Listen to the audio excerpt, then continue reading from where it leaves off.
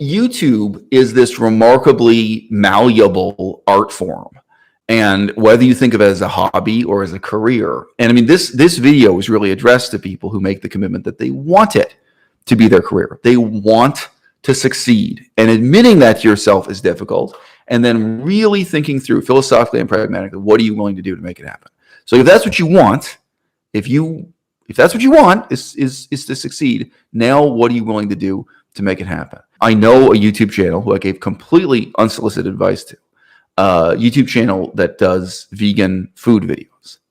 And she had the honesty to come out and admit with some anguish and frustration on camera that what she really wanted was for YouTube to take over her life, where she wouldn't have any other job, for it to become her career, for her to be making videos on such a scale that, it's all the money she needs in this life. And along with that comes fame and other things. Well, she makes videos about food. What are you willing to do to get it? I mean, you really want to make videos that are going to bring in tens of thousands of views, hundreds of thousands of views. Have you even really thought that through? Now, I'll come back to that example. The point of this video ultimately is to talk about the stuff I normally don't talk about on my show, because it's not what I'm doing myself. That's not the kind of success I'm pursuing myself. But admitting that you want it, admitting that that's what you try to do is one thing. And then thinking strategically about, your mission, your mandate, aesthetically in terms of the container, and then also thinking about the content, what it is you're going to do to succeed in that way. I think that most people really can't be honest with themselves, not even at that first step. One of the most important pieces of advice I give people that I'm giving you right now is to think about how happy you'll be if you get on this path and it ends in failure. There are all kinds of things that in your mind's eye seem like they're worth doing if you presume that you will be a success. But is it worth doing if it ends in failure, or if there's a succession of failures along the way before whatever measure of success it is that you manage to wring out of it?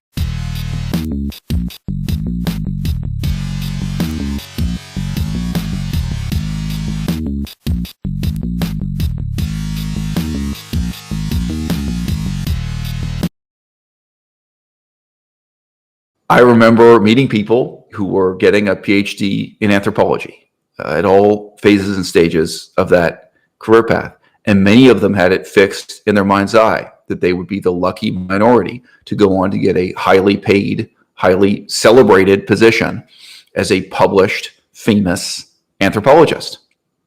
Now, that phrase may seem laughable in itself to many of you in the audience. A famous anthropologist? What does that mean? In every generation, there are a few.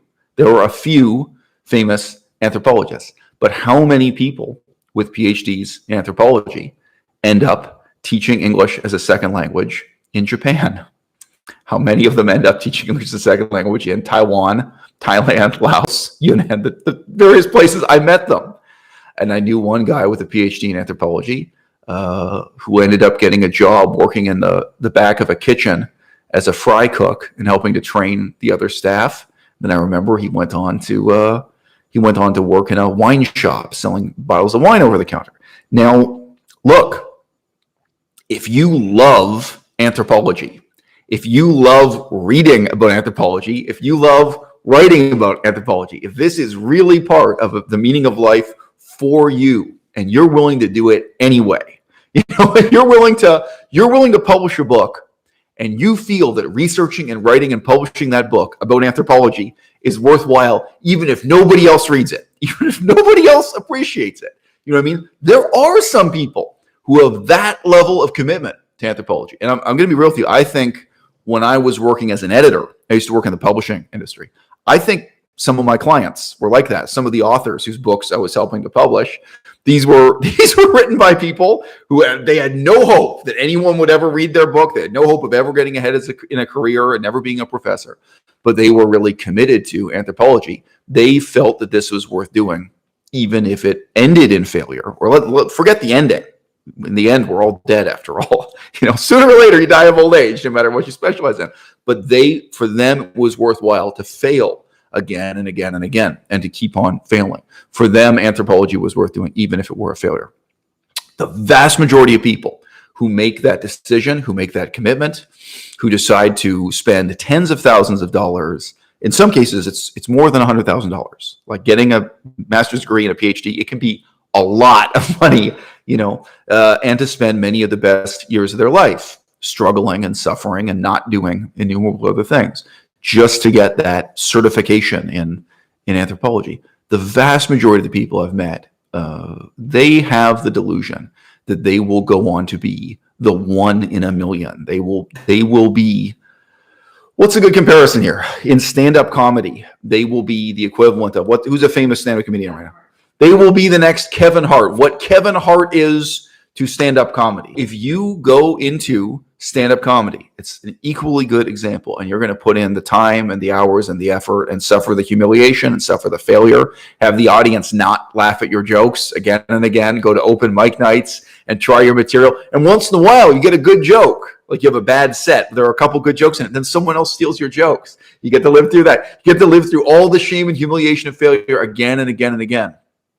Well, if that process is worthwhile for you, if you're motivated, not motivated to succeed, but you're motivated to fail, that it's worth failing, then stand-up comedy is worth doing. Then anthropology is worth doing. Then it's the right path for you. And in a sense, if you succeed, that won't really matter. Like if you're corruptible, success will corrupt you. The money and the fame and success will corrupt you, of course. But if you're incorruptible, it won't matter. You'll be in a position to say that as an anthropologist or as a comedian, you're doing exactly the same thing that you would be doing. You're doing exactly the same thing you do if nobody was watching, if nobody were laughing, if as the stand-up comedian, or if no one were reading your book.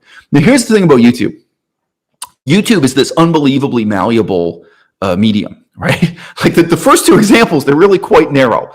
What do you want to do in anthropology? Anthropology is based on so-called participant observation, and you could write up a monograph. You know what I mean? I can imagine, wouldn't it be great to have a monograph about what was going on with the Ojibwe of the Upper Peninsula of Michigan during the Bill Clinton years, reflecting 8 years of field work, 8 years of research. Okay, that's anthropology. You go out, you live with people, you listen to them. Like ideally, you don't even ask them questions. Ideally, you don't even ask them what they think about politics. You just listen to them when they talk about politics. You note things down and you do some kind of analysis. Who's going to care? You will. You care. But the problem is most people, they have attachment to outcomes that it's not that the outcomes are impossible. It's not even that they're improbable. It is in a sense that those outcomes can't be earned. The point is not that you can't succeed. The point is not that nobody succeeds. The point is not that failure is inevitable. The point is not even that success is improbable. The point is not that it's 1 in a million. The point is that the difference between success and failure is something you cannot earn, right? And I mean, everyone knows this. If what you're chasing is fame and a big audience, the most ridiculous circumstance could happen that makes you famous on the internet. You get into a fight with a waitress, and a famous person who happens to be in the restaurant at the same time as you throws their drink at you. And all of a sudden, a million people are interested. Some complete nonsense like this can catapult you to fame. Whereas the diligence and hard work to create a really great album as a rapper, to create a really great set as a stand-up comedian, to do something really worthwhile, right? Or to put in the time necessary to be a YouTuber, or the time necessary to be an anthropologist, right?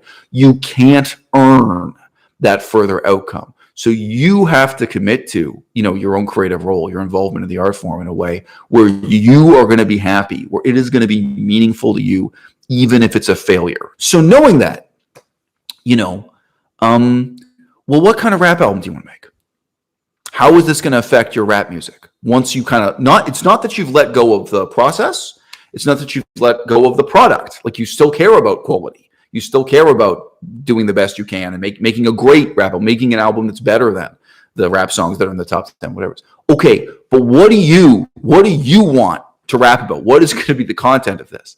Now, I would suggest to you naively that probably you, not a general, you, the actual specific human being in the audience listening, probably you would say that you want to make an album singing about or rapping about something that's really meaningful to you. something where it's really going to be worth it for you to put in all this effort if it never makes you $100, if it's never successful, and where if you're listening to it again and again, I mean, what if you have to perform the song live 100 times? You aren't getting sick of it. You don't regard it as shallow, right? Where there's something about it where you feel you're doing something uniquely valuable. Now, what if I said to you, hey, that's a terrible idea. How about instead you listen to the songs that are currently on the top 10 for rap? You make a new song, which is like an average of the lyrics in the top 10 rap songs. So, like you go through verse by verse and you're like, okay, so 5 of them talk about being a drug dealer. 5 of them talk about pimping. You go through, you isolate it thematically and what the raps are. And conflict with the police, conflict with your own parents. It's like, take out the different kind of stereotype things. Okay. No, they also rap about how expensive their shoes are, how they have a better gold watch than a famous basketball player. You could go through image by image, line by line, and you could create a rap song that is indistinguishable from its competition. How are you going to feel with that? No, most young people, but let's be real, most middle-aged people also, they will think about this as if success is a foregone conclusion. They'll say, it's going to be great. They're going to be so happy. Once this is a hit rap song, and once they have millions of fans and huge amounts of money, so they have no problem with their own lack of originality, given the presumption of success, and success on a massive scale, success in a way that's going to change their lives. Okay. But how are you going to feel if you're committed to this idea that if you're going to do this, you have to be comfortable with failure? It has to be worthwhile for you as a process and as a product. If you fail again and again and again, now what? So I think what's paradoxical about this is that the presumption of failure or embracing failure actually results in you raising your own standards. It results in you increasing your expectations of yourself and saying, well, okay, then I don't want to do the same thing everyone else is doing because I'm not going to make any money out of it. I'm not going to get famous doing it.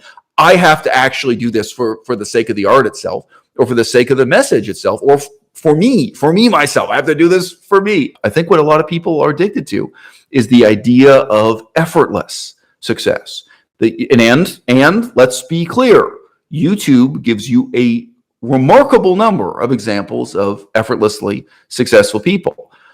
You may think that you can just come on camera and talk about your own life the way Trisha Paytas did. So I think Trisha Paytas goes back more than 8 years, more than 10 years, and this maybe 15 years now on this platform. And that you can, for example, be a fat, self-pitying former stripper who comes on camera and breaks down weeping about your breakup with your ex-boyfriend, breaks down weeping about your struggles to lose weight and how you never lose weight, just breaks down weeping with the misery in her life, that you can be a fat, sobbing fool on camera. That's what Trisha Paytas did. And you will be elevated to success just like Trisha Paytas. No game plan, no strategy, where you don't think of it as filmmaking, you don't think of it as any effort. Now, look, the problem with YouTube is that you can't learn from success, right? Success on YouTube is self-instantiating. These instances present themselves, and the easiest examples to see. Well, why don't you come up with an arithmetic estimate for me of how many fat, self-pitying middle-aged people come on YouTube and talk about breaking up with their boyfriend, and they never get 100 views. They never get it. And how many of them did it 15 years ago when Trisha Paytas? Because you can say easily, oh, well, she was here at the beginning. Yeah.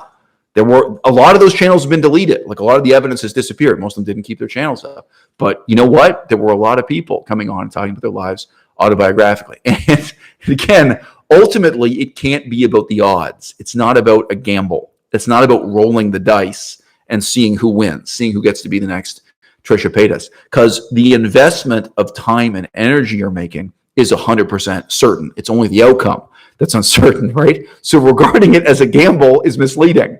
Learning from success is very difficult, especially if you don't know people face to face. They don't really talk you through what they went through and how they succeeded and where their money comes from. I used to work in the publishing industry, and there were a lot of really weird publications for editors and publishers. They're kind of publications. They're not secret, but they're only read by people who are inside the industry.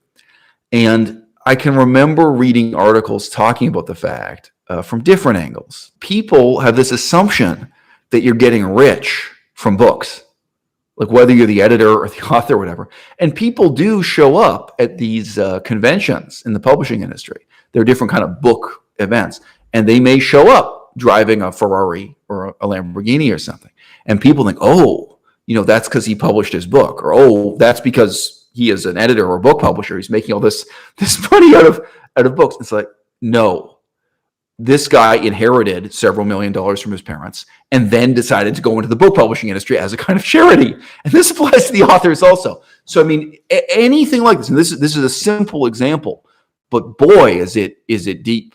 I mean, there are so many people on Instagram today. I heard about one in specific from a specific YouTuber. She was talking about her ex-boyfriend.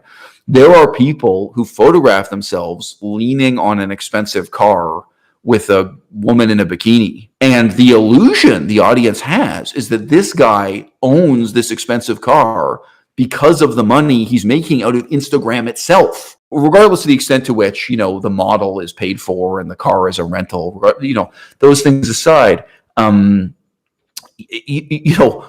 what is success and where does the money come from and to what extent is your own position bought or paid for? What the public regards as an asset can really be a liability. If you don't know people face to face, if you don't work with people face to face, it's very hard to learn from others' success, and you may end up imitating the aspects of their business model that are liabilities, and not the real source of their success. So James Newman says that there are so many videos on YouTube from authors talking about how poorly paid they are. Yes, I could send a link on that, but I'd have to go dig through my email. There are websites that collect together the complaints from successful journalists about exactly how little they got paid to do a feature story in Rolling Stone. And it'll list the amount of money they got paid, the number of months of work they did, the number of pages of text it was, like how much time went into the research, how much time went into the writing, how many pages it was. And then it's like, and then Rolling Stone paid me $400 US.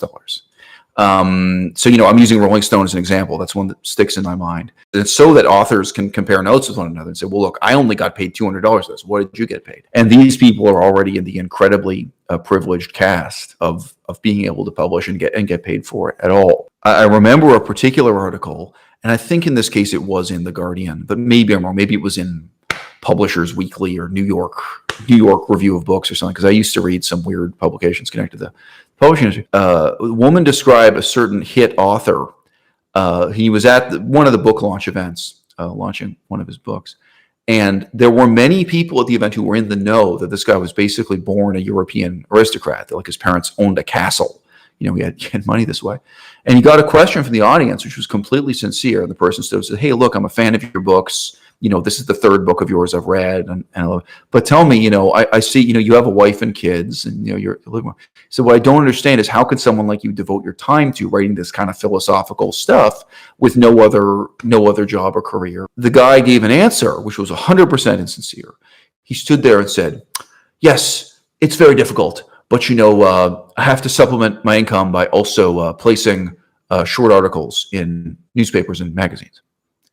And so the woman writing the article that I was reading, she said there was a very telling laugh, and it was laughter that didn't come from one part of the audience, but here and there throughout the audience, there were enough people who knew what this guy's real financial situation was, and the reality that this was, an aristocrat's hobby. He didn't rely on his books for money at all, and that indeed every stage of his career, including at least initially publishing his first or second book, was directly paid for.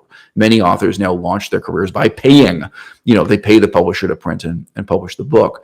So the book itself is money losing for the author, not money making. The point is, there is a problem here with strength being misperceived as weakness and weakness being misperceived as strength. And it is very, very hard to learn from successful examples if you don't actually know those successful people, if you can't actually listen to them and talk to them and see.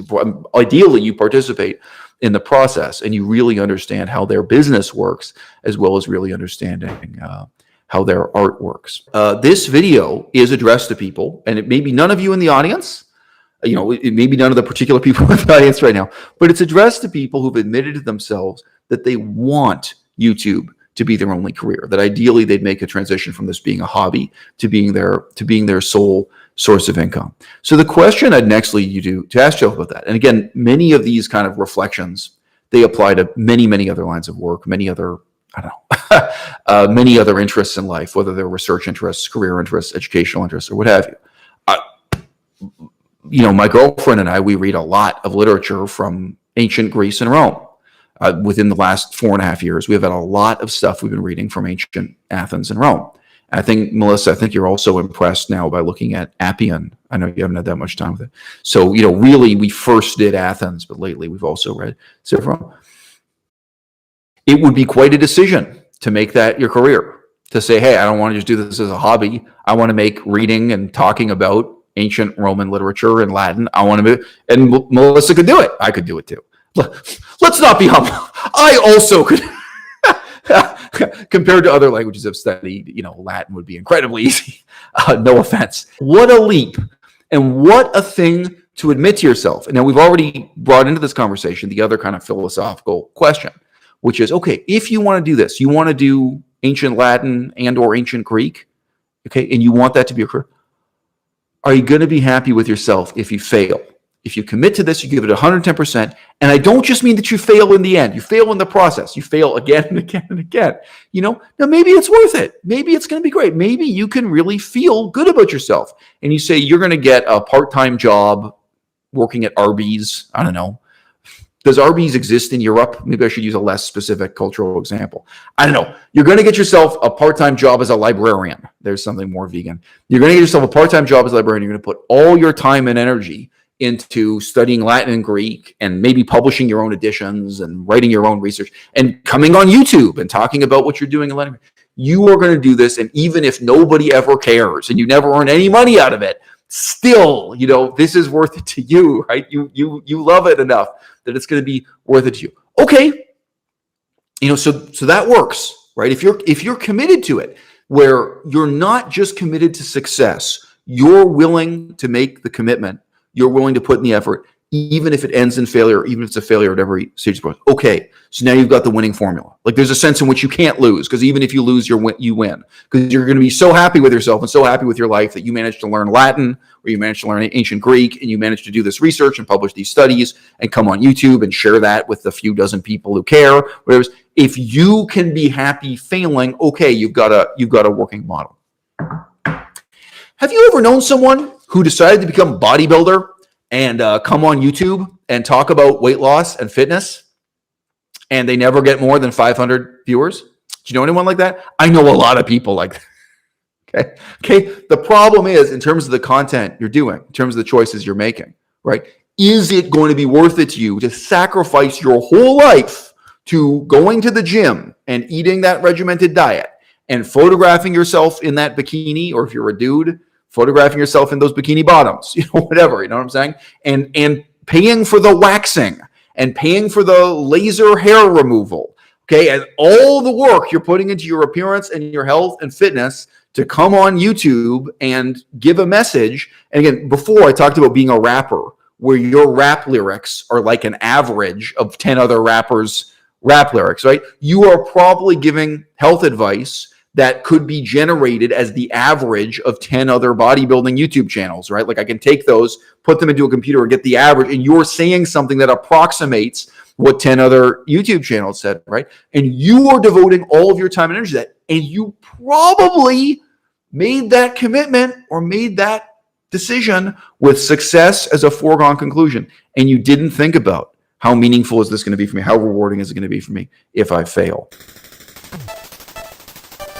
If you know anyone who is an aspiring YouTuber, aspiring professional YouTuber, share the link. Share the link with them. It'd be nice to have someone here who's actually in the struggle. But as I say, a lot of these reflections are meaningful to every other kind of struggle.